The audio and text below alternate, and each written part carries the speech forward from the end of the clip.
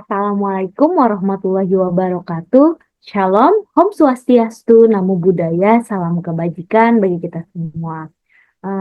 Di sini kami akan mempresentasikan hasil diskusi kelompok kami tentang analisis dan sintesis yang beranggotakan saya, Nabila Rahmadanti dengan NPM 23106310 541 dan rekan saya. Saya Kemal Adristiong Rahim dengan NPM 23106310 589 dan rekan Saya Aiska Revalina Indrian dengan NPM 23106310502125. Oke, selanjutnya kita langsung saja masuk ke pembahasan analisis dan sintesis. Boleh materi pertama akan dibacakan oleh rekan saya?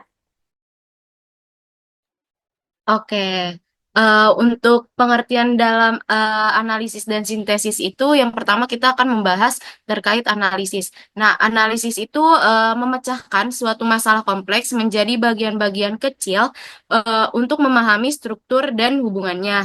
Sedangkan sintesis itu menggabungkan bagian-bagian kecil menjadi solusi atau kesimpulan yang koheren. Nah, hubungan antara analisis dan sintesis itu keduanya saling melengkapi gitu dalam proses pemecahan masalah. Lalu yang kedua ada kemampuan analisis matematisnya.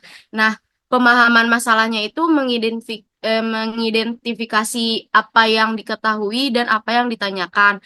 Lalu ada membagi masalah menjadi submasalah yang lebih sederhana. Terus juga ada mencari pola hubungan atau prinsip matematis yang relevan. Lalu ada menggunakan teorema, rumus, atau metode yang sesuai untuk menganalisis masalah. Selanjutnya akan dilanjutkan oleh rekan saya. Oke, selanjutnya itu ada kemampuan sintesis matematis. Kemampuan sintesis matematis di sini terbagi menjadi 4. Yang pertama itu menggabungkan informasi. Menggabungkan informasi di sini itu mengintegrasikan hasil analisis untuk membentuk suatu solusi. Yang kedua itu membuat kesimpulan. Nah, membuat kesimpulan, kita menarik kesimpulan dari data atau informasi yang telah kita analisis sebelumnya. Yang ketiga itu menyusun bukti atau solusi. Nah, menyusun bukti atau solusi di sini menyusun argumen atau solusi yang logis dan koheren. Yang keempat itu mengaplikasikan solusi. Mengaplikasikan solusi ini kita menguji solusi dalam konteks yang lebih luas atau masalah serupa. Selanjutnya itu ada strategi meningkatkan kemampuan analisis dan sintesis. Strategi di sini ada 4. Yang pertama adalah latihan literatur, kedua belajar dari kesalahan, ketiga diskusi dan kolaborasi, keempat membaca literatur matematis. Nah, yang pertama itu latihan literatur. Latihan literatur itu misalnya kita nih sering mengerjakan berbagai jenis masalah matematis itu termasuk latihan literatur. Yang kedua itu belajar dari kesalahan. Nah, dari latihan-latihan kita bisa tuh kan biasanya sering terjadi kesalahan ya, menganalisis kesalahan dan mencari cara untuk merubahnya atau memperbaiki kesalahan tersebut. Yang ketiga ada diskusi dan kolaborasi. Nah, biasanya itu diskusi dan kolaborasi ini bisa dilakukan dengan teman atau guru untuk mendapatkan perspektif baru. Yang kelima itu membaca literatur matematis, di mana membaca literatur matematis yang udah pasti itu untuk memperluas wawasan dengan membaca buku atau artikel matematis. Selanjutnya akan dijelaskan oleh rekan saya.